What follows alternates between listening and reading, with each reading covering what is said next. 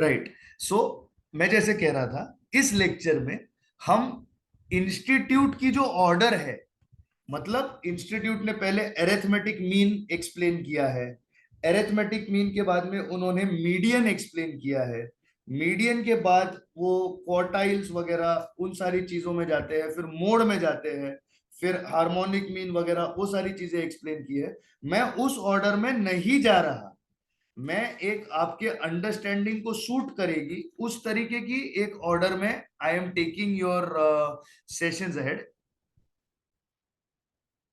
तो वो ऑर्डर को तोड़ के will be going into dispersion. Dispersion के अंदर we will be first touching upon standard deviation. Standard deviation को हम खत्म करके then we will see how certain other things have to be covered. आज का लेक्चर स्टैटिस्टिक्स का पहला लेक्चर है, इसीलिए इसका स्पीड थोड़ा सा कम होगा। जब आप मेरे स्टैटिस्टिक्स करने के तरीके से थोड़ा सा वाकिफ हो जाएंगे, तब कल जो लेक्चर होगा, tomorrow evening 6:30 to 10 o'clock, day after tomorrow evening 6:30 to 10 o'clock, हम लोग स्टैटिस्टिक्स में बहुत सारा स्पीड पकड़ लेंगे। और सेंट्रल टेंडेंसीज और डिस्पर्शन, हमारा टारगेट यही होगा कि आज कल और परसों इन 3 दिन में ये स्टैटिस्टिक्स के जो सबसे इंपॉर्टेंट ये 2 चैप्टर्स है वो कंप्लीट हो जाए। मंडे को डबल लेक्चर रखेंगे जिसमें we will start with probability और कंपनीज लॉ को कंटिन्यू करके कंपनीज एक्ट को मंडे और ट्यूसडे के बीच में वी विल बी कंप्लीटिंग। ये हमारा शेड्यूल होगा। जो लोग लॉ के लेक्चर में नहीं आए, मैं आपको इनवाइट करता हूं कि प्लीज आप आइए। लॉ लेक्चर्स आर हैपनिंग और पूरी कोशिश की जा रही है कि लॉ को एक कॉन्सेप्चुअल तरीके से पढ़ाया जाए। वहां पर भी स्पीड फिलहाल थोड़ी सी स्लो है, क्योंकि वो लॉ का पहला चैप्टर है। जब आप मेरे लॉ पढ़ाने के तरीके से वाकिफ हो जाएंगे, जब आप मेरे चार्ट्स वगैरह देखना समझ जाएंगे, तब लॉ की स्पीड हम लोग इंक्रीज कर लेंगे। आई होप आपको ये बात समझ में आ रही हो। अब with this slide formal explanation, I am taking you towards your mathematics notebook. Please pay attention. Please pay attention. We are starting with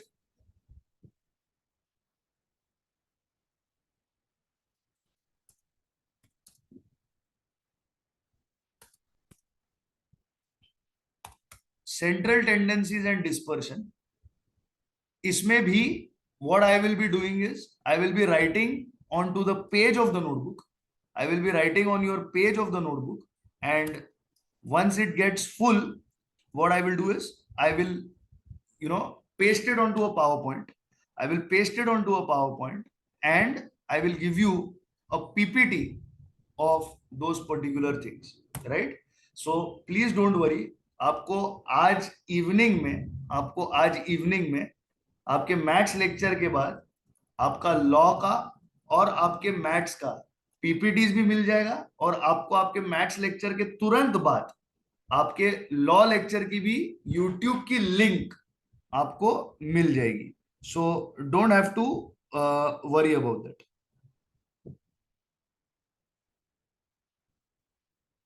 right? All right. So are we all ready for central tendencies? In central tendencies, first please confirm if you can see the screen. Screen दिख रहा है ना सबको? Yes sir. Okay, yes sir. Okay. Central tendencies में सबसे पहले हम बात करेंगे अरिथमेटिक मीन के बारे में। We are gonna talk about the arithmetic mean. Arithmetic mean एक एवरेज वैल्यू होता है। ये एवरेज वैल्यू जो होता है ना, ये बेस्ट रिप्रेजेंट करता है एंटायर डेटा को। अब यहां पे एंटायर डेटा की बात कहां से आ गई? देखिए, स्टैटिस्टिक्स जो होता है ना, स्टैटिस्टिक्स जो होता है ना, वो डेटा पे बेस्ड होता है, और इस डेटा के बेसिस पर स्टैटिस्टिक्स अपने वैल्यूज लगाकर इस डेटा को डिसीजन मेकिंग के लिए यूज करता है। कहने का मतलब यह है कि अगर मेरे पास आज 3 कंपनीज का डेटा है, तो उन 3 कंपनीज के डेटाज में से मैं ये चूज कर सकता हूं कि मुझे किस कंपनी में इन्वेस्टमेंट जो है वो करनी है। ये होता है स्टैटिस्टिक्स का एप्लीकेशन। पर मुझे अभी स्टैटिस्टिक्स के एप्लीकेशन के अंदर उतना नहीं जाना जितना मुझे एरिथमेटिक मीन इस कॉन्सेप्ट को डिस्कस करना है। आज इंडियन क्रिकेट टीम के सामने एक बहुत बड़ा सवाल उठता है। वो सवाल ये है कि तीन बैट्समैन है, तीनों शायद लेफ्ट हैंडर या दो लेफ्ट हैंडर एक राइट हैंडर। वो है शिखर धवन, दूसरा है केएल राहुल और तीसरा है ईशान किशन। ये तीनों बढ़िया प्लेयर है, ये तीनों बहुत एग्रेसिव, बहुत ही स्ट्रॉन्ग अटैकिंग बैट्समैन। और इन तीनों बैट्समैन में से हमें एक ही बैट्समैन को सिलेक्ट करना है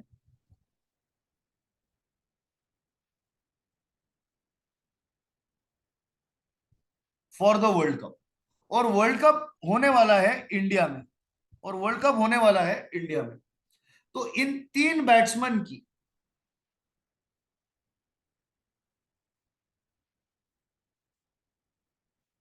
के लास्ट 5 इनिंग्स को अगर मैं स्टडी करूं, तो जब ये प्लेयर्स वानखेड़े स्टेडियम पे खेले तब शिखर धवन ने 5 रन बनाए, राहुल ने 18 रन बनाए और ईशान किशन ने 86 रन स्कोर किए। जब ये प्लेयर्स मोहाली में खेले तब शिखर धवन ने 115 रन स्कोर किए, राहुल ने 32 रन स्कोर किए और किशन ने 30 रन स्कोर किए। जब ये प्लेयर्स कोटला पे मतलब दिल्ली में खेले तब शिखर ने 80 स्कोर किया, राहुल ने 60 और किशन ने 15। जब ये एम चिन्ना स्वामी नाम के स्टेडियम में खेले तब शिखर ने 40 रन स्कोर किए, राहुल ने 10 और किशन ने 12 रन स्कोर किए। जब ये ईडन गार्डन्स पे खेले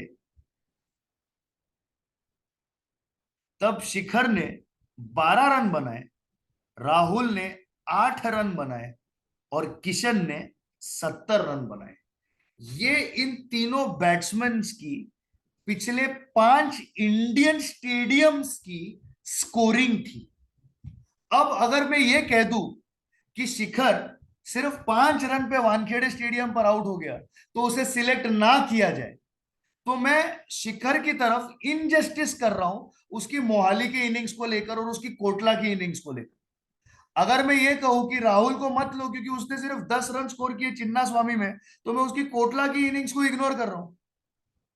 अगर मैं ये कहूं कि किशन ने सिर्फ 12 रन स्कोर किए चिन्ना स्वामी स्टेडियम पर, तो मैं उसकी वानखेड़े की एक बढ़िया इनिंग्स को और उसकी ईडन गार्डन्स की एक बढ़िया इनिंग्स को इग्नोर कर रहा हूं।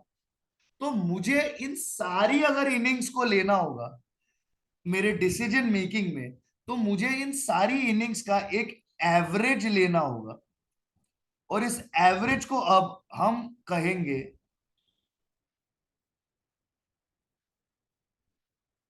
Arithmetic mean. अरिथमेटिक मीन सारे वैल्यूज का टोटल होता है divided by the number of values.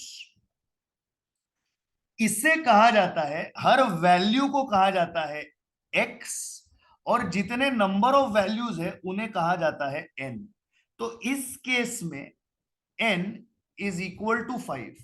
अगर शिखर को कहे एक्स, राहुल को कहे वाई और किशन को कहे जेड, तो अरिथमेटिक मीन जो एक्स बार से डिनोट किया जाता है उसका फॉर्मूला है वैल्यूज का टोटल, मतलब summation of x upon the number of values which is 5। Similarly मैं y के केस में बोल सकता हूं y bar is equal to summation y upon n और z bar is equal to summation z upon n। तो अगर मैं सबका टोटल लू यहां पर, तो शिखर की टोटल आएगी 5 + 115 प्लस 80 प्लस 40 प्लस 12, तो शिखर की टोटल आती है 252। राहुल की टोटल आती है 18 प्लस 32 प्लस 60 प्लस 10 प्लस 8, तो राहुल की टोटल है 128। किशन की टोटल है 86 प्लस 30 प्लस 15 प्लस 12 प्लस 70, तो इसकी टोटल है 213। इसकी टोटल है 213। नंबर ऑफ वैल्यूज हर जगह पे ऑब्वियसली है 5। तो एक्स बार, y बार और z बार रिस्पेक्टिवली है 252 divided by 5 which is 50.4, 128 divided by 5 which is 25.6, और 213 divided by 5 which is 42.6 runs respectively.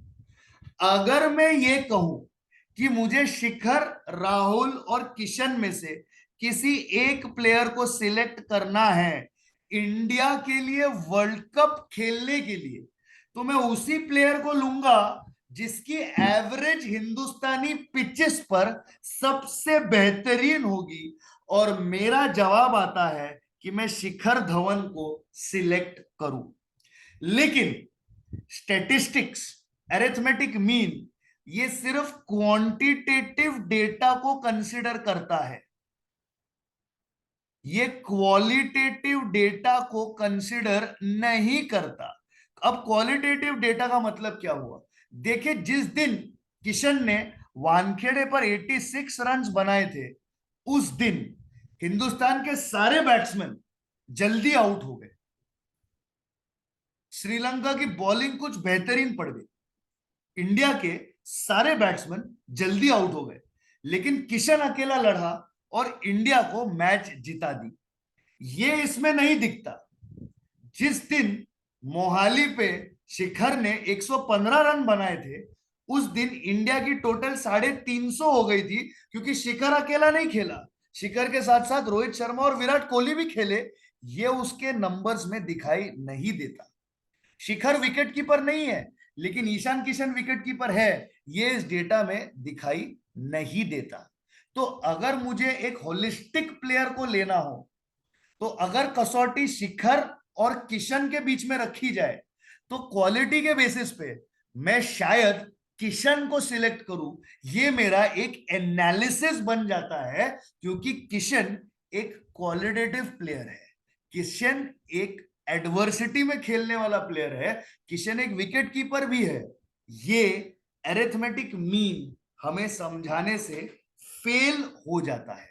और अगर मुझे हाईएस्ट परफॉर्मिंग प्लेयर ही अगर लेना हो, तो मैं सिर्फ शिखर धवन को लेकर के चुप हो जाता हूं, और मेरा एनालिसिस वहां पर जो है वो खत्म हो जाता है। क्या आप इस कॉन्सेप्ट से क्लियर है? क्या आपको समझा है कि जिस वक्त आपको रॉ नंबर्स दिए जाएंगे, इसे कहा जाता है रॉ डेटा। ये डेटा इज नॉट ग्रुप्ड, ये data is not counted, it is nothing but raw, unprocessed numbers. This data has been processed into a mean. This is what I have done. I have processed this data. तो जब मैंने कहा कि मेरे पास data है और मुझे इस डेटा से डिसीजन लेना है, तो मैंने अरिथमेटिक का डिसीजन कैसे ले लिया?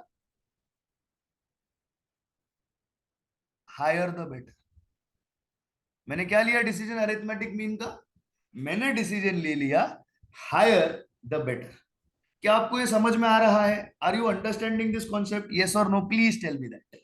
If yes, I would like to go ahead, if no, I will take your doubts. ठीक है? Yes, sir. ओके। तो I am taking a screenshot of this for your apex notes.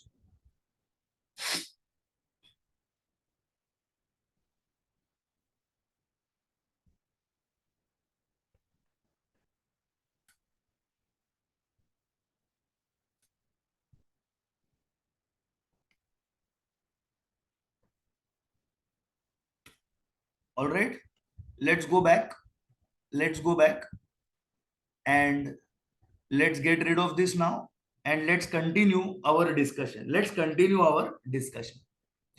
देखिए देखिए, arithmetic mean आपको ना सिर्फ एक batsman का एवरेज, ना सिर्फ आपको किसी सिक्योरिटी का परसेंटेज रिटर्न, पर ये आपको कहीं ना कहीं एक और वैल्यू की तरफ ले जाता है, जिस वैल्यू का नाम है standard deviation.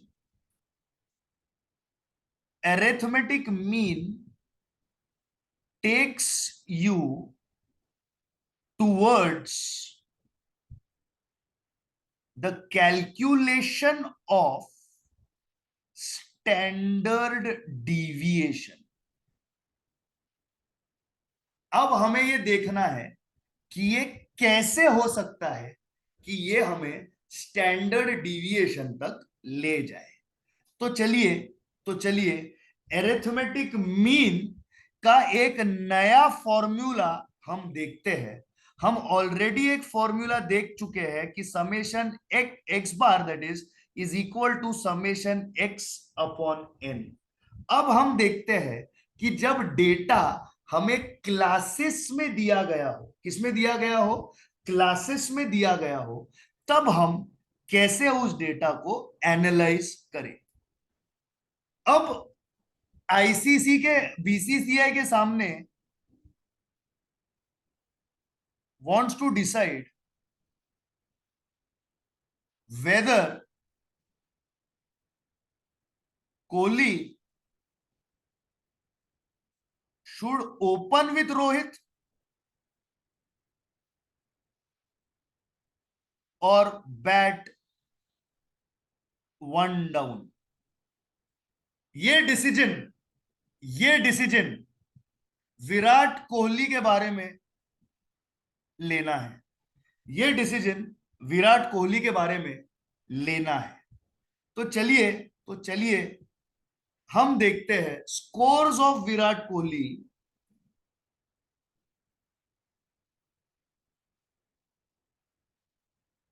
When he bats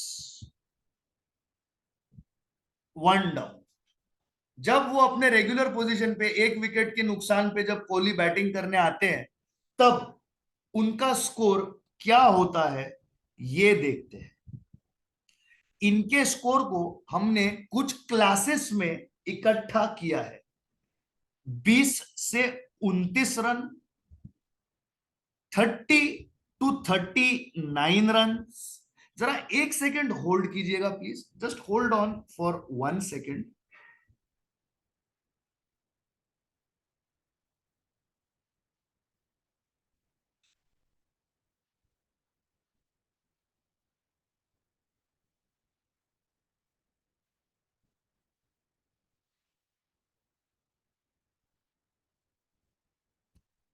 तीस 30 to 39 runs, 40 to 49 runs, 50 to 59 runs, 60 to 69 runs, 70 to 79 runs. इस स्कोर्स के बीच में हम विराट कोहली का एक एवरेज निकालना चाहते हैं. 20 से 29 रन फ्रीक्वेंसी मतलब कितने बार इन्होंने कुछ एक रन्स को स्कोर किया. 20 से 29 की फ्रीक्वेंसी उनकी 4 बार की थी, मतलब 20 से 29 रन स्कोर करके विराट कोहली 4 बार आउट हुए.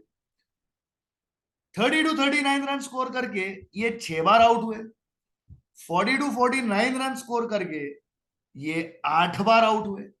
50 to 59 के बीच में ये 12 बार आउट हुए. 60 to 69 के बीच में ये 14 बार आउट हुए. और 70 to 79 के बीच में ये 16 बार आउट हुए. मतलब कहीं ना कहीं Virat Kohli goes to score a higher score, ये मुझे दिखता है. अब ये जो class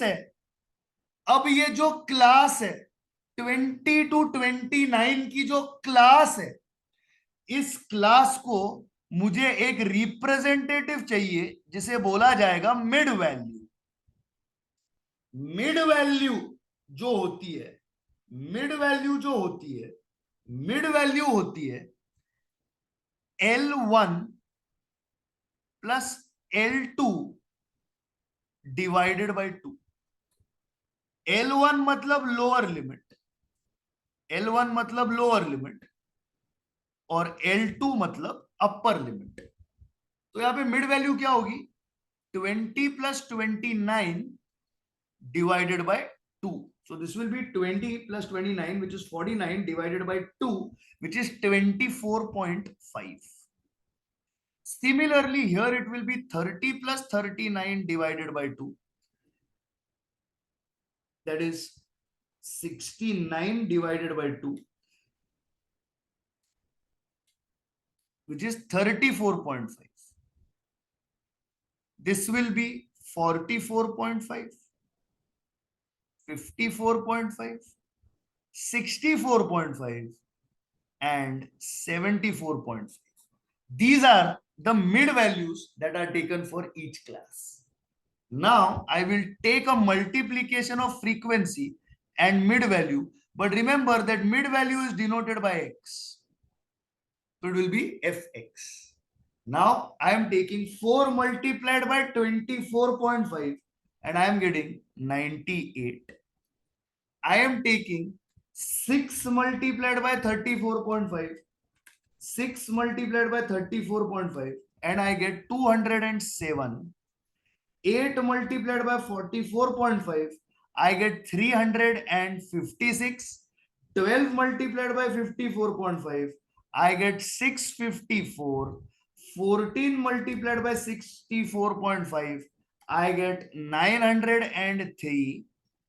And 16 multiplied by 74.5, I get 1192.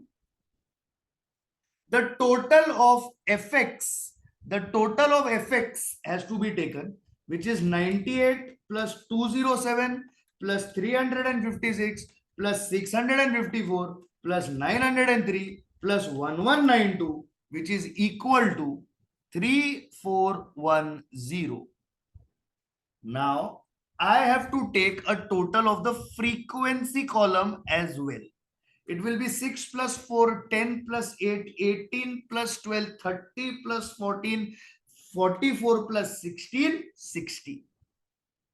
The value of x bar is given as summation of fx divided by summation of f, which is equal to 3410 divided by 60, which is equal to 56.83. So what is the meaning of this? This means that whenever Virat Kohli will come to bat one down, he is expected to score 56.83 runs on an average. He is expected to score how much? 56.83 runs on an average. इस BCCI की meeting में सुनील गावस्कर बैठे हुए थे, जो India के एक बहुत ही आला बैट्समैन रह चुके हैं, one of the greatest batsman that India has produced. Gavaskar ने कहा चलिए 56.83 तो ये बना लेंगे, इसके बारे में कोई शक नहीं, पर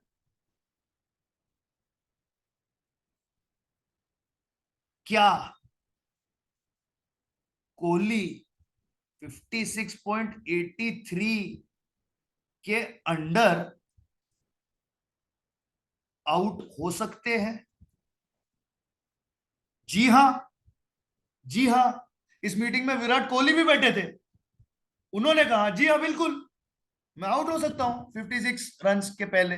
मैं आउट भी हो, मैंने 0 भी स्कोर किया है, मैंने 5 भी स्कोर किया है, मैं आउट हो सकता हूं। तब सुनील गावस्कर ने विराट कोहली से पूछा कि भैया आप 56.83 के अंडर आउट होंगे, ये तो एक बहुत बड़ा रिस्क है, पर आप हो विराट कोहली तो हमें रिस्क से इश्क है, बताइए कि रिस्क कितना है कि आप 56.83 के अंडर आउट हो जाए। अब विराट कोहली कोई स्टैटिस्टिशियन तो नहीं है, तो विराट कोहली ने क्या किया, विराट कोहली ने एपेक्स में फोन किया और बोला भाई मेरा डेटा एनालाइज करके बोलो कि मैं 56 के नीचे आउट होऊंगा, इसका रिस्क कितना है। तब एपेक्स ने उसे कहा डोंट वरी सर, हम आपका स्टैंडर्ड डिविएशन आपको कैलकुलेट करके अभी थोड़ी देर में बता देंगे। आया कॉन्सेप्ट समझ में? ये होता है ग्रुप्ड डेटा को, ये होता है ग्रुप्ड डेटा को कैलकुलेट करने का तरीका।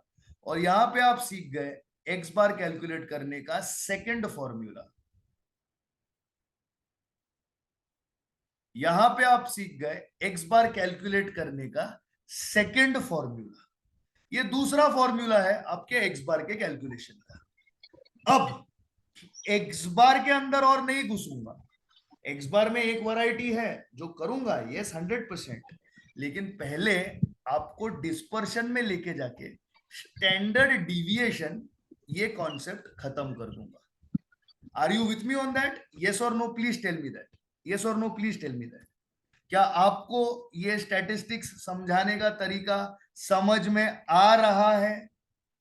देखिए टाइम वैल्यू ऑफ मनी एक अलग चैप्टर था, उसके अपने कोई अलग चैलेंजेस थे। स्टैटिस्टिक एक अलग चैप्टर है, उसके अपने अलग चैलेंजेस होते हैं। मैं बहुत ही स्लो जा रहा हूं पहले लेक्चर में, ताकि दूसरे लेक्चर में मैं स्पीड पकड़ सकूं। अब बात करते हैं स्टैंडर्ड डिविएशन की। Standard deviation is a degree of deviation from arithmetic mean, is a degree of deviation from arithmetic mean। Deviation का मतलब क्या? डिविएशन का मतलब मीन से दूर चले जाना। डिविएशन का मतलब क्या? मीन से दूर चले जाना। अब इसका मतलब क्या है, इसे समझने के लिए हमें सबसे पहले लगेगा एक एरिथमेटिक मीन। तो सबसे पहले एक एरिथमेटिक मीन के डेटा को प्रेजेंट करते हैं। विराट कोहली का ही एग्जाम्पल कंटिन्यू करते हैं। This is an analysis of Virat Kohli's batting on Indian pitches. Hindustani pitches पर कोहली का स्कोर अब हमें एनालाइज करना है। तो पहले, जबकि मैं बॉम्बे से हूं, मेरे लिए हमेशा पहला और सबसे आला स्टेडियम हमेशा मेरा स्टेडियम वानखेड़े ही रहेगा। फिर एक स्टेडियम जिसको मैं बहुत पसंद करता हूं वो है धर्मशाला, क्योंकि बेहद खूबसूरत है उसकी सराउंडिंग्स। फिर ईडन गार्डन्स, क्योंकि कैलकाटा के लोगों का पैशन एकदम जबरदस्त होता है। फिर एम चिन्ना स्वामी,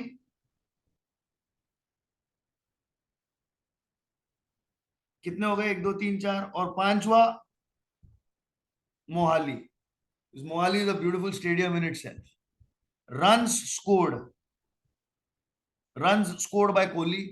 वानखेड़े पे विराट कोहली बैटिंग करने आए, प्रॉमिसिंग लगे, लेकिन 40 पे आउट हो गए। धर्मशाला में गए, 140 बना लिया। ईडन गार्डन में 15। एन चिन्ना स्वामी स्टेडियम में क्या पता क्या हो गया, किसी ने डिस्ट्रैक्ट कर दिया होगा, 18 रन। और मोहाली में गए तो वहां पे 115 रन स्कोर करके आ गए। He scored 2 centuries in 5 innings, which is expected out of a batsman of his caliber. Is a fantastic score. So what is summation x for Mr. Kohli? It is 40 plus 140, which is 180, plus 15 195, plus 18 213, plus 115, which is 328. आपको पता है कि x बार का value होता है summation x upon n, where n is equal to number of observations. यहां पे observation है 1 2 3 4 और 5, तो n आपका बन जाएगा यहां पे 5, और इनका x bar which is equal to summation x upon n, आपका आंसर आएगा 65.6. इसका मतलब यह है कि Virat Kohli is expected to score 65.6 runs on Indian wickets और on Indian pitches. तब गावस्कर साहब ने एक सवाल पूछा उस मीटिंग में. उन्होंने पूछा कि एपेक्स एकेडमिक्स, अब हमको ये बताइए कि ये 65.6 नहीं स्कोर करेंगे, रिस्क आएगा, उसका क्या चांस है. तब मैंने कहा we have to go towards standard deviation. We have to go towards standard deviation. For that, we have to take the value x minus x bar. Mister Gavaskar ने पूछा why? तब मैंने जवाब दिया, देखिए आपकी एक्सपेक्टेशन है कि ये स्कोर करेंगे 65.6. उन्होंने कहा बिल्कुल, लेकिन यहां पे ये स्कोर करके आ रहे 40, तो इसका मतलब ये हुआ कि ये अपने टारगेट से कहीं ना कहीं -25.6 रन से हट चुके हैं. गावस्कर मान गए. अब इन्हें स्कोर करना है 140 माइनस अभी 65.6 जो इनसे एक्सपेक्टेड है, सो 140 माइनस 65.6, ये आ जाता है 74.4. मैं कैलकुलेशन बहुत ही स्लो तरीके से एक्सप्लेन कर रहा हूं ताकि आप समझ जाए, फिर मैं कैलकुलेशन बहुत फास्ट करूंगा. The first is going to be very slow for you to understand. So 15 minus 65.6 आपका आएगा -50.6. अब आएगा 18 minus 65.6, which as you have guessed it will be -53.6. Oh sorry, it is -47, I beg pardon, -47.6. 115 minus 65.6, it is 49.4. 115 minus 65.6 is 49.4. अब गावस्कर साहब ने कहा यार risk जो होता है ये माइनस तो नहीं हो सकता ना, रिस्क जीरो हो सकता है, रिस्क जीरो हो सकता है, लेकिन रिस्क यार नेगेटिव होगा ये हो नहीं सकता, रिस्क नेगेटिव होगा ये हो नहीं सकता. मैंने कहा बिल्कुल रिस्क नेगेटिव हो ही नहीं सकता, रिस्क हमेशा एक पॉजिटिव वैल्यू ही होती है. तो उन्होंने कहा यार अभी इसको कैसे करेंगे. मैंने बोला फिक्र मत कीजिए, इसीलिए हम इसका स्क्वायर लेंगे. जब स्क्वायर लिया जाएगा तब सारे नेगेटिव्स पॉजिटिव्स में कन्वर्ट हो जाएंगे. तो ये जो 25.6 है माइनस, ये अपने आप पॉजिटिव बन जाएगा. तो आपको आपके कैलकुलेटर पे सिर्फ करना है, ऐसे लिखना है 25.6, दबाना है इनटू और दबाना है इक्वल टू. जब आप करेंगे 25.6 इंटू इक्वल टू, आपको आएगा 655.36. और अब आप दबा देंगे m प्लस इक्वल टू का बटन. अब आप दबा देंगे m प्लस इक्वल टू का बटन. अब अगला नंबर है 74.4 जो आप टाइप करेंगे आपके कैलकुलेटर पे, और कुछ नहीं दबाना. m प्लस के बाद में आपने दबाना है कैलकुलेटर पे 74.4 into equal to. 74.4 into equal to आपको आएगा 5535.36. Am I right?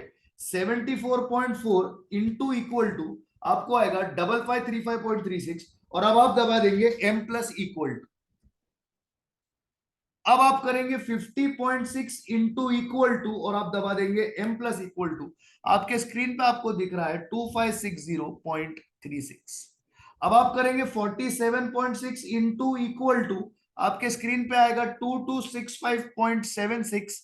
m plus equal to दबाना मत भूलिएगा.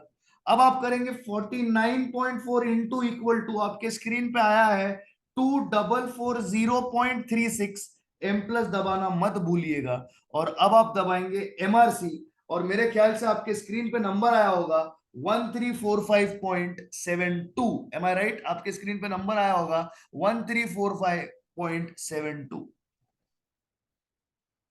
13457.2, आई बेग योर पार्डन, 13457.2 ये नंबर आया होगा। तो देखिए ये m प्लस इक्वल टू करने की वजह से आपको एक कैलकुलेटेड ट्रिक समझ में आई कि आपको ये सब कुछ का एडिशन लेना नहीं पड़ा, फिर से आपके हाथ में ये डायरेक्टली आ गया।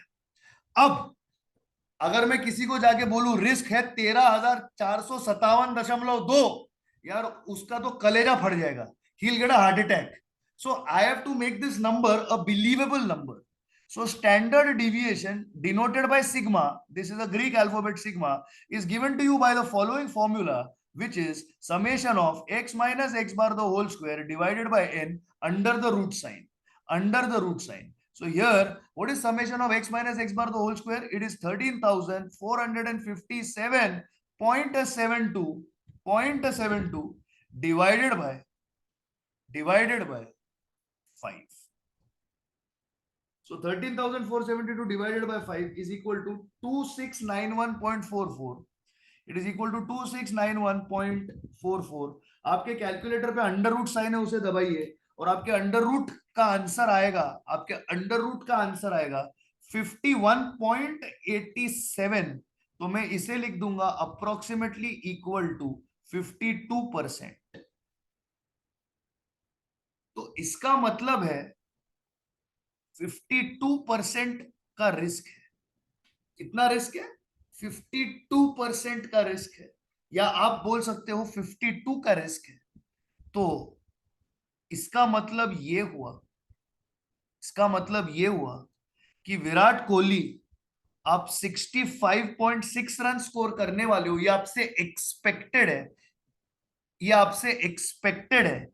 रिस्क कैन बी कम आना, रिस्क कैन बी ज्यादा आना। कम आया तो माइनस, ज्यादा आया तो प्लस। मतलब कोहली साहब आप 65.6 माइनस 52%, मतलब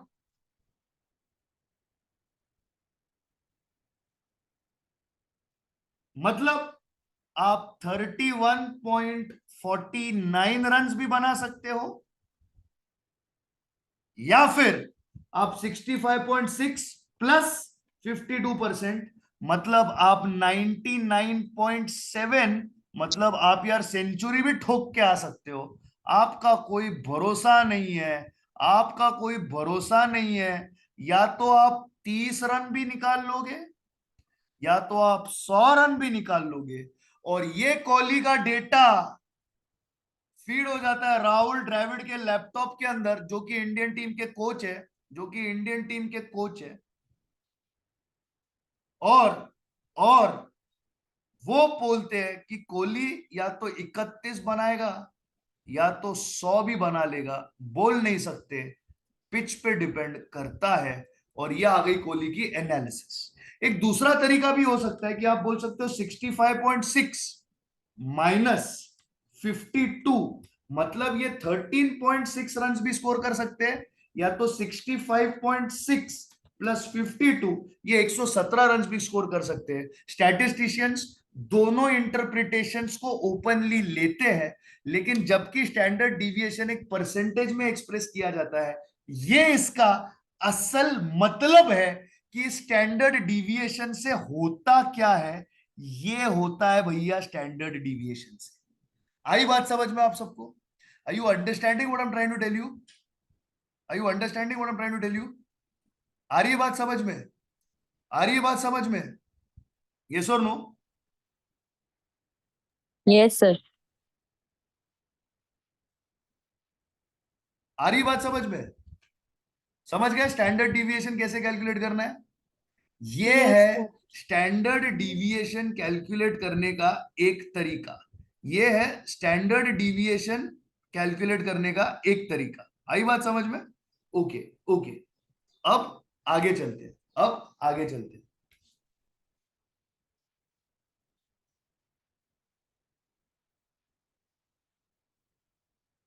इसका लेते हैं स्क्रीनशॉट, इसका लेते हैं screenshot.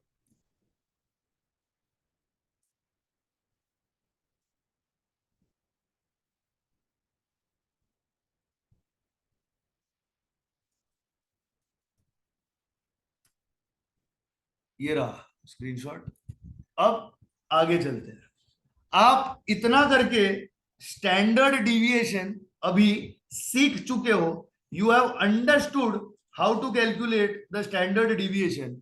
So one major topic in central tendency is over, and one major topic in your dispersion chapter part, or your part of the chapter in dispersion, is also over. आई बात समझ में आपको? Are you with me on that? Yes or no? Yes or no? समझ गए? Yes, sir. समझ गए? अब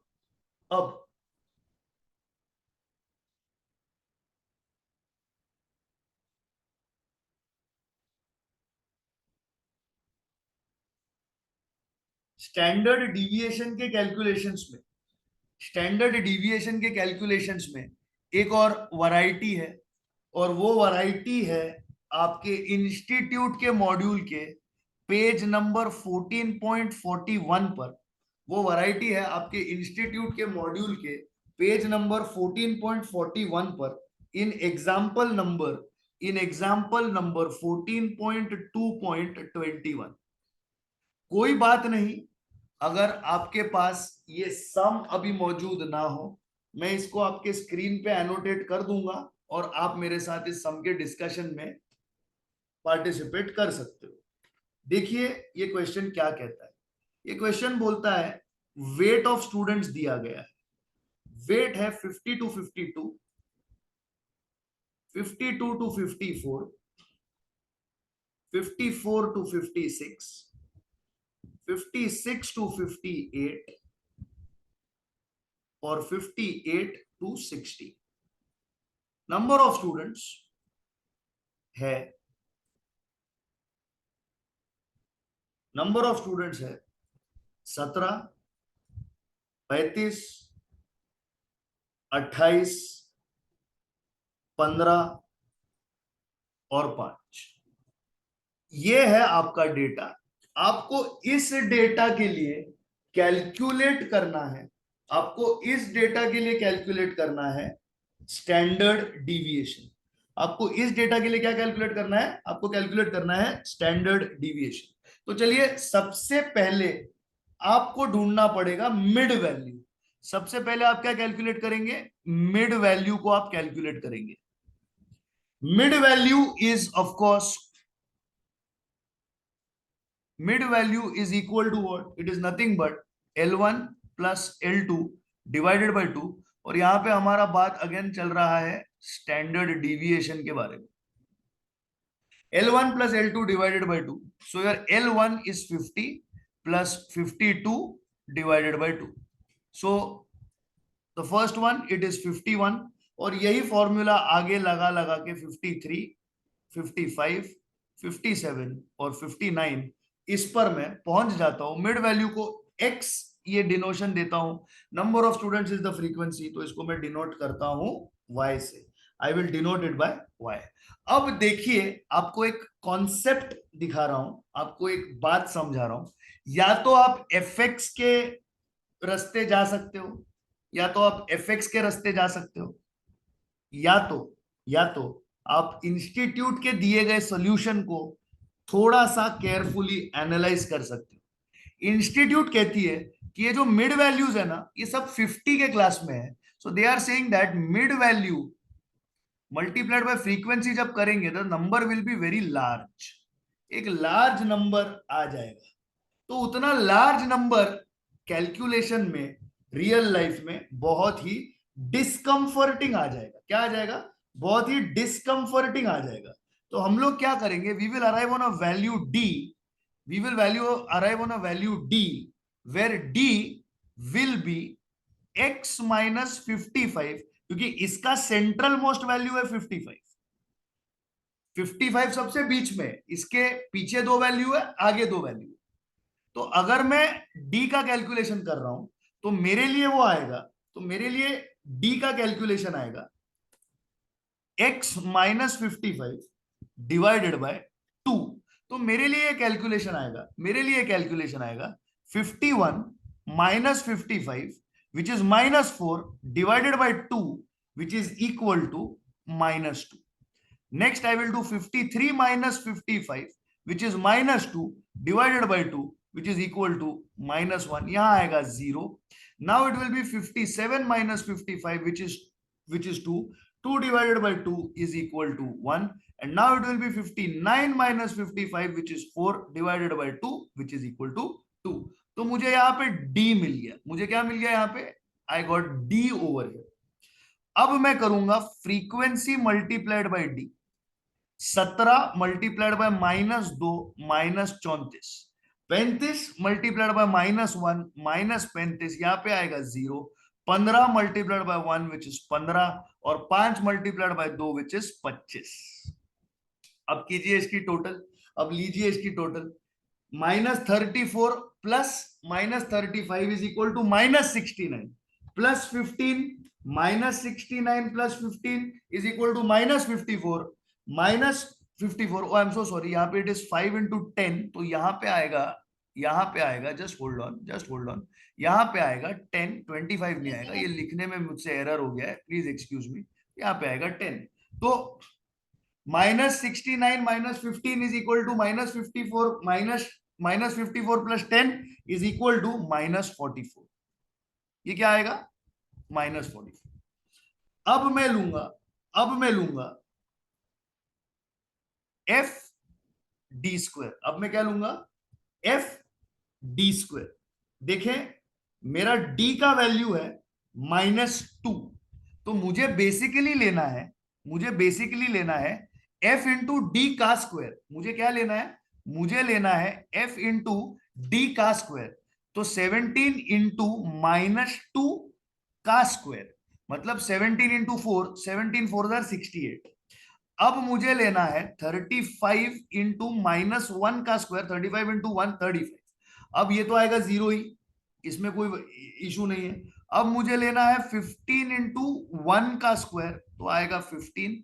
और अब मुझे लेना है 5 इंटू 2 का स्क्वायर विच इज 4, तो मुझे आएगा 20। और इस सब की टोटल अगर मैं करता हूं, इस सब की टोटल मैं करता हूं, आती है 138।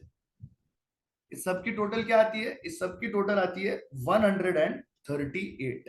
आई बात समझ में, इस सब की टोटल आती है 138। Are you with me on that? Okay okay. तो अब standard deviation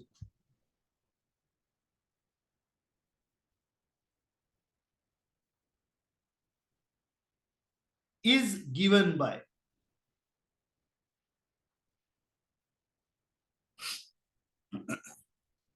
summation of f d square divided by n minus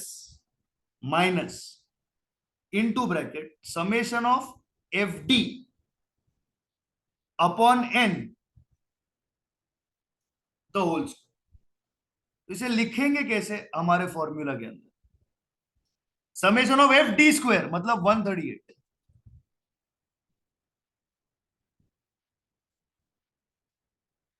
ये क्या आ गया, ये आ गया summation of f d n. Of course n is equal to summation f. याद रखिए जब भी फ्रीक्वेंसी दी गई हो n is equal to summation f. So 17 plus 35 plus 28 plus 15 plus 5 n is equal to 100 divided by 100 minus summation f d the whole square. Summation f D कितना है, -44। सो -44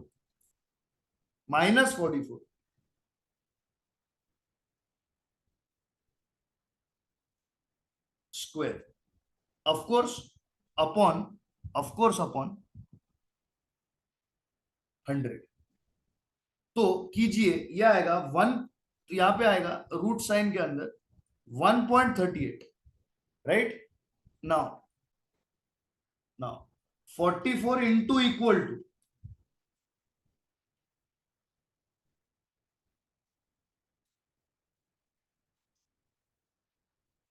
ये आएगा -0.1936। एक सेकेंड, यहां पे लिखने में थोड़ा सा एरर हो गया है। ये पूरा स्क्वायर है, ये पूरा स्क्वायर है। देखिए, this whole bracket is to be taken as square. Just a second. So this whole bracket we will take square ऐसे। So it is basically, what will this bracket give you? It will give you 44 square is 1936 and 100 square is 10,000. So this will give you 0.1936 जो मैंने यहाँ लिखा है, and this is obviously 138 divided by 100 which is 1.38. तो आपको आएगा 1.38 minus 0.1936 which is equal to root of 1.1864 which is equal to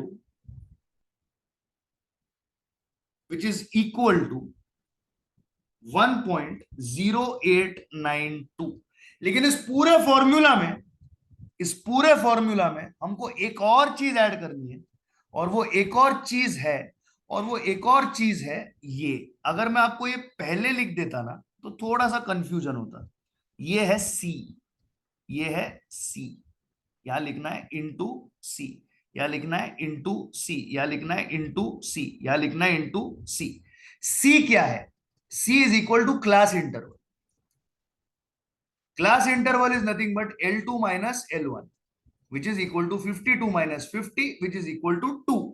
So here we are looking at 1.0892 multiplied by 2 और आपका जवाब आएगा 2.1784। इसको इंस्टीट्यूट राउंड ऑफ कर सकती है 2.18 में। 2.18 में इंस्टीट्यूट का सोल्यूशन मेरे पास नहीं है अभी on an immediate basis. I have just written the question and I have got it for you. So because I want to give you a basis of thinking, right? So remember, if you round this off, this can go to 2.18. Now, जब आप बड़े values के साथ deal करें तो आप किस तरीके से कैलकुलेशन करेंगे? सबसे पहले you will arrive upon D. तो are we clear? Have we understood this? Can I go ahead and write down the ways of doing this calculation? Can I write down the ways of doing this calculation? लिख दूं? इसको erase करूं? कर दूं erase? In case वाला writing then अलग बात है, but you are going to get the PDF, so don't worry. नहीं लिखोगे तो भी you will not lose out on the sum, don't worry.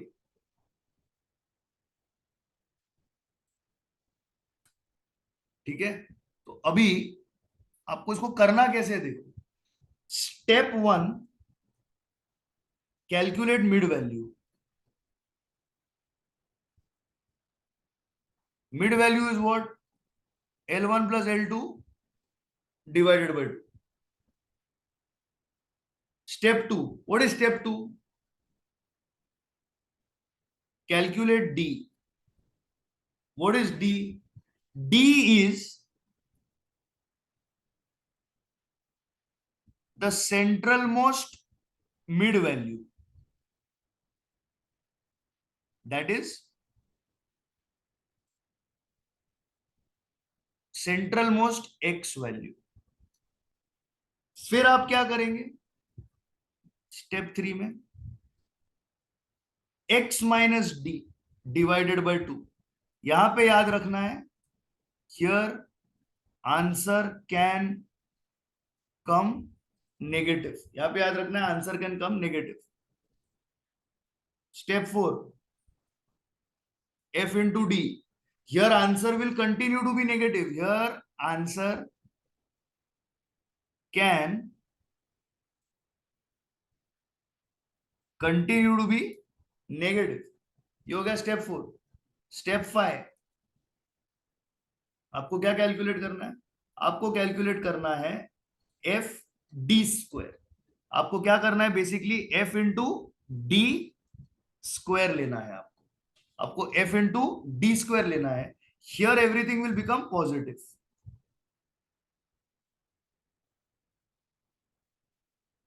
अब आपका फॉर्मूला क्या है? Standard deviation is equal to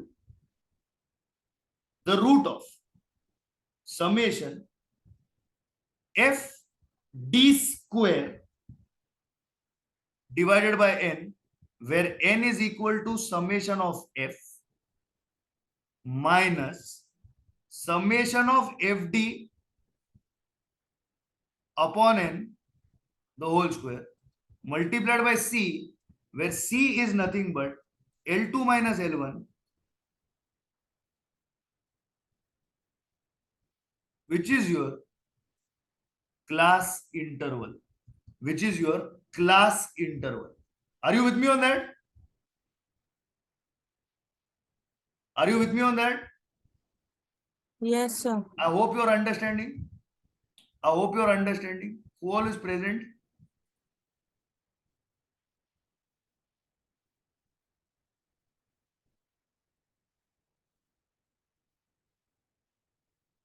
All right. So low attendance basically. It's very disappointing. It's a low attendance. But ठीक है. आई बात समझ में? इस तरीके से कैलकुलेट किया जाता है standard deviation on larger data. अब यही तरीका हम यूज कर सकते हैं arithmetic mean of larger data calculate करने के लिए. यही हम लोग यूज कर सकते हैं arithmetic mean of larger data calculate करने के लिए. अब उसकी तरफ ध्यान दीजिए. मैं आपको ले जा रहा हूं एरिथमेटिक मीन के कैलकुलेशन में. आज हम लोग मीन और डिविएशन में ही रहेंगे मोस्ट ऑफ द टाइम. शायद मैं आपको मोड मीडियन का थोड़ा सा एक इंट्रोडक्शन दे सकता हूं, लेकिन हम लोग ज्यादातर आज इसी में रहेंगे. So I hope you don't mind. As I said, today will be slow, tomorrow will be bullet train, because your basics of getting comfortable with me will be over. Now let us go for big values. So let's take a look. When we have given big values, I have noted down a question in arithmetic mean for big values. The question is in your institute module. It is question number 14.1.3 on page number 14.4. यहां पे दिया गया है class interval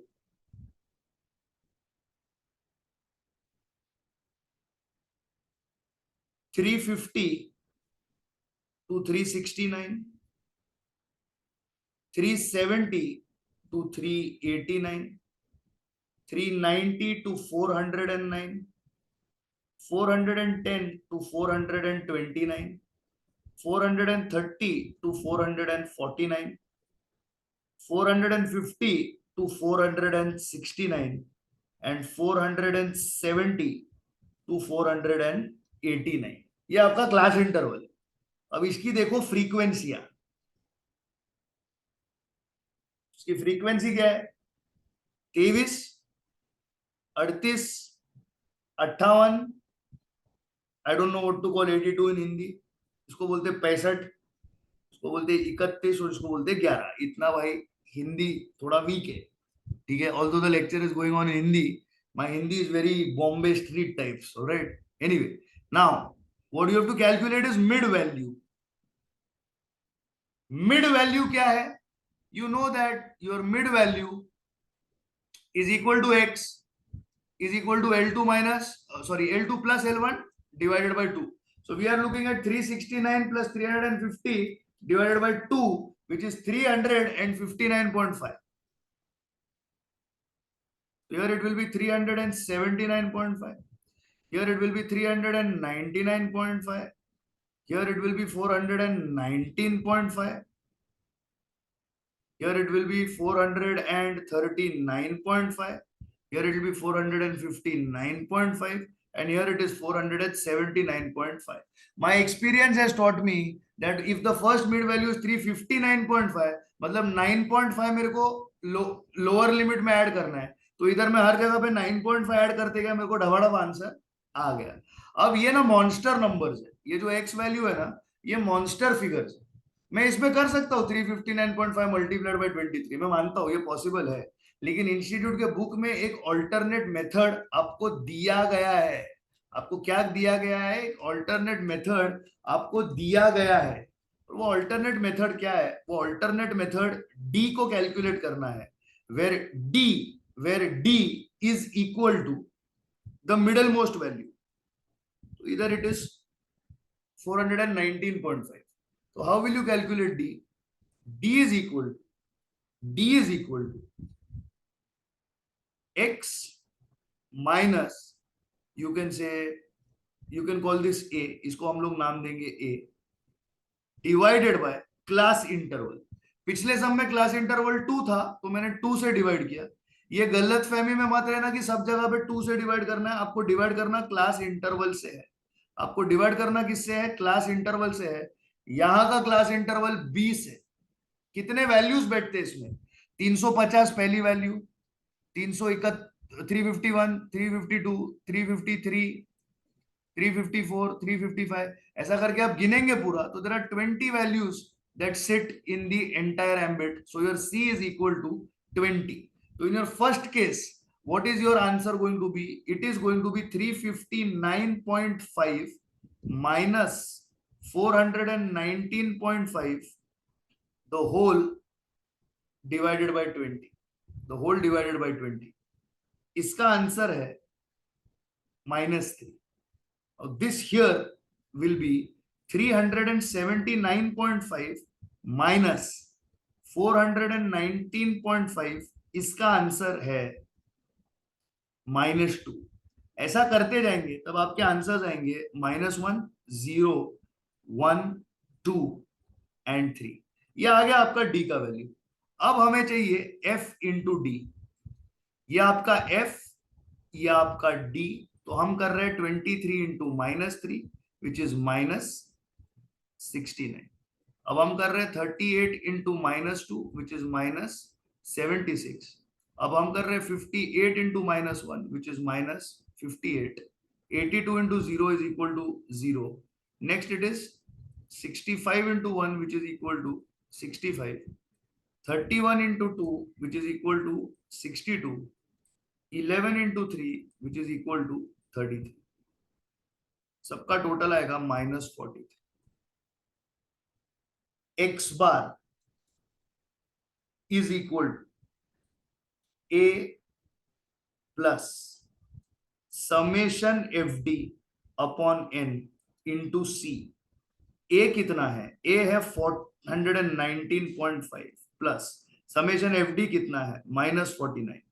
n कितना है? n is equal to summation f which is equal to 308 divided by 308 multiply by 20। जब आप इसे सॉल्व करेंगे आपका आंसर आएगा 416.71। अगर एग्जामिनेशन में आपको सिर्फ एक्स बार कैलकुलेट करना है तो एक बात याद रखिए, ये आपको मैं एक टिप दे रहा हूं, ये आपको मैं एक टिप दे रहा हूं। I am giving you a tip, please listen to us, please listen to us here. In exams if they want only x bar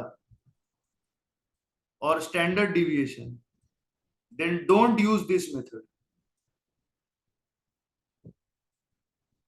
because large numbers like 359.5 etc don't matter as you have a calci, as you have a calci। कैल्सी के होते हुए आपको कोई tension लेने की जरूरत है ऐसा तो मैं मानता नहीं हूं। Are you with me on that? Yes और नो? क्लियर है? I hope you have understood.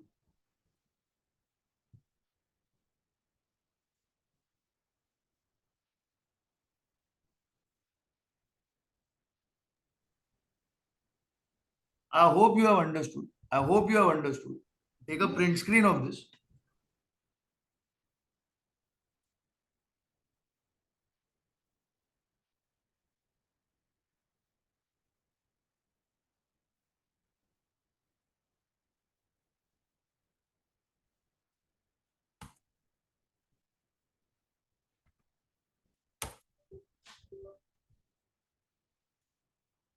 and we've put it down here.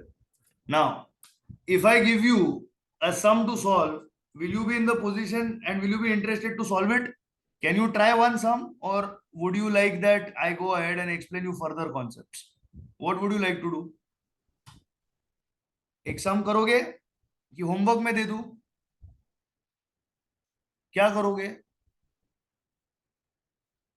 जरा प्लीज बोलोगे होमवर्क में दूं? Try one sum, but you want to try it now live और you want to do it in homework? ठीक है, चल, try it live, doesn't matter. Try it live, doesn't matter. So let's take your classes down.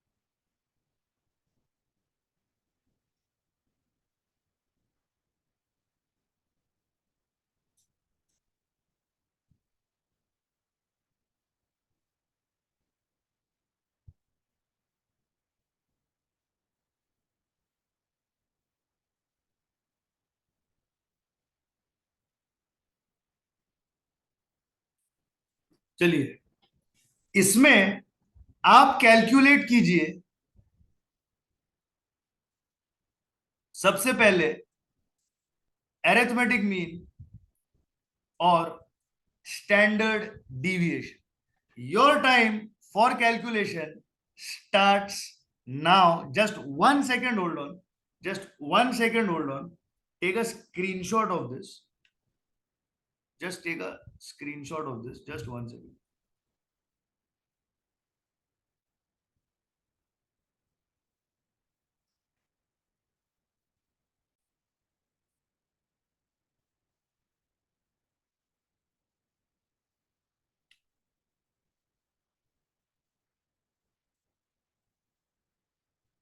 So let's put this question out of the park. It's an easy question. I think you have tried, no doubt about it. Let's arrive upon our mid values. Everybody, are you with me? What are your mid values? It will be 480 plus 499 divided by 2, which is 489.5. Are you with me on that? अभी कुछ calculate नहीं करना है, 9.5 सब जगह पे add कर दो तो ये आ जाएगा 509.5, 529.5, 549.5, 569.5, 589.5 and this is going to be 609.5. ये आ गए तुम्हारे मिड वैल्यूज. अब मिड वैल्यूज का सेंटर मोस्ट पकड़ो, which you have guessed it correctly. It is 549.5. Correct. तो calculate your D. D is equal to what? X minus A divided by C. What is X?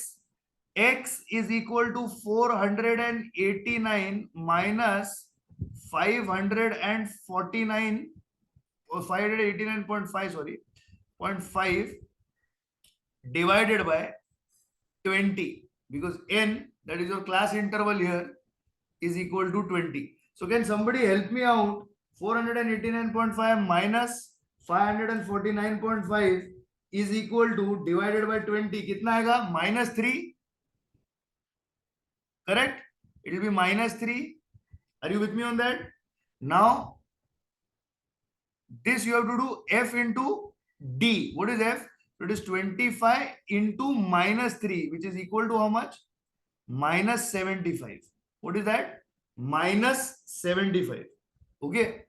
Next, 509.5 minus 549.5, the whole divided by 20. So 509.5 minus 549.5, the whole divided by 20, your answer is -2. Your answer is -2. So here it will be 40 into -2, which is equal to -80.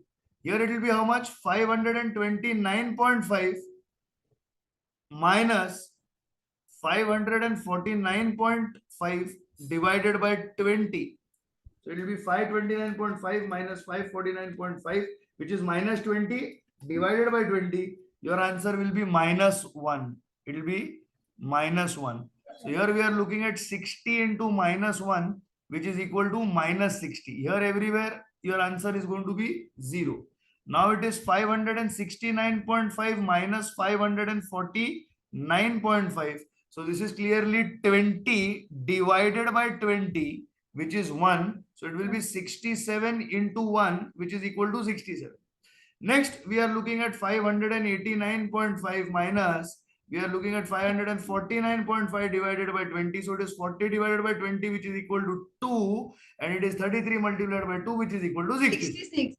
609.5 minus 549.5, the whole divided by 20.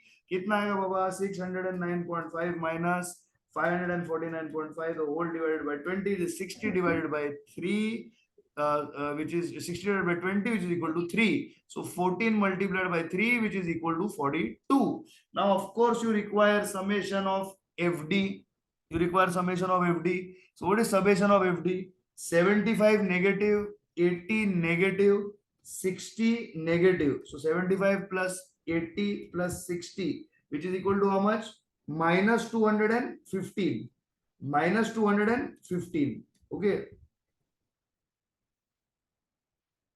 So minus 215 plus 67 plus 66 plus 42. What do you got? Minus 40 you got? Yes or no, guys? Minus 40. Yes, sir. I'm sure Yes. उतना तो आपको आना चाहिए. Now, why should I not, calculate? Why should I not, calculate, the standard deviation? Why should I not calculate the standard deviation with this much data? I should be able to calculate standard deviation by this much data.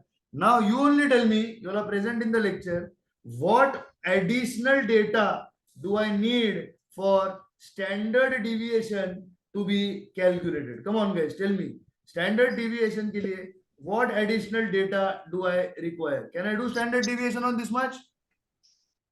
Can I do?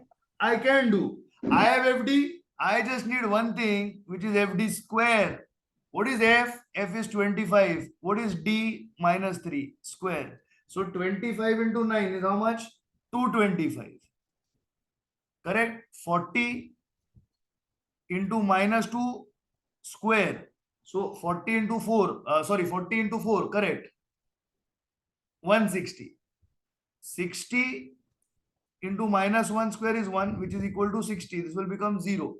Here we are looking at 67 into 1 square, which is how much? 67. 33 into 2 square. So that is 33 into 2 square is 4, which is equal to how much? 132. Next, what we have to do? 14 into 3 square, which is how much? 9. So 14 into 9 is how much? 126. So this is F into D square. So 225 plus 160 plus 60 plus 67 plus 132 plus 126. What is your answer? 770. Do you agree with this? Your answer is 770. 225, 160, 60, 67, 132 and 126. Either तो obviously is 0 here. Correct? Now, what is the formula? What is the formula for X bar? X bar is equal to A plus summation of FD. X bar is equal to A plus summation of FD upon N into C. Into C. So what is your A? A is equal to 549.5 plus summation of FD minus 40 upon N. N is equal to summation F, which is how much? 25 plus 40 plus 60 plus 84 plus 67 plus 33 plus 14. What is the answer? 323. Correct? Multiplied by C. C over here is of course 20. So what are we looking at? 40 divided by 323 multiplied by 20. What is our answer? 2.47. No, minus. वो आएगा minus. So we are looking at 549.5 minus 2.476. So 549.5 minus 2 that much. So your answer should be roughly 547.0232. This is your X bar. What is it? This is your X bar. Now, sigma is equal to what? Sigma is equal to, under the square root sign, of course, into C. Sigma is equal to summation of FD square upon N minus the whole thing. Summation of FD upon N इसका पूरा square. This is what? Summation FD square, which is how much? 770. Of course, under the root. Of course, under the root. Divided by 323 minus summation of FD is how much? Minus 40 divided by 323. The whole square. Correct? So 323 into equal to is equal to, it's a big number, and 40 into equal to is 1600 divided by that big number. This will give me 0.01534 लेते minus. Now 770 divided by 323. It is how much? 2.384. I'm rounding off 2.384. Right? Yeah, I got root sign. So 2.384 minus 0.01534. What is your answer? It is 2.3685 under the root into 20. दोनों जगह पे आएगा into 20. इसका ले लो root sine. क्या आएगा answer? 1.5390 into 20. करो into 20. What is your answer? It is 30.780%. That is your arithmetic standard deviation. That is your standard deviation. Are you with me on that? Yes or no? Did you all get this answer? I hope you did. I hope you did. I hope you did. So with this, we have finished one variety, or rather I will say two varieties in your statistics. We have finished standard deviation and we have finished arithmetic mean. We have finished standard deviation and we have finished arithmetic mean. But in tomorrow's lecture, we have to go faster than today. I'm stopping here today. I'm going on it easy today, because from tomorrow I will be doing statistics full swing. Now tomorrow you will have a lot of work to do. What is that? तुम लोग के पास statistics का lecture है, time value का videos आ जाएगा, law के lectures के videos आ जाएंगे. So you have a lot of stuff, you have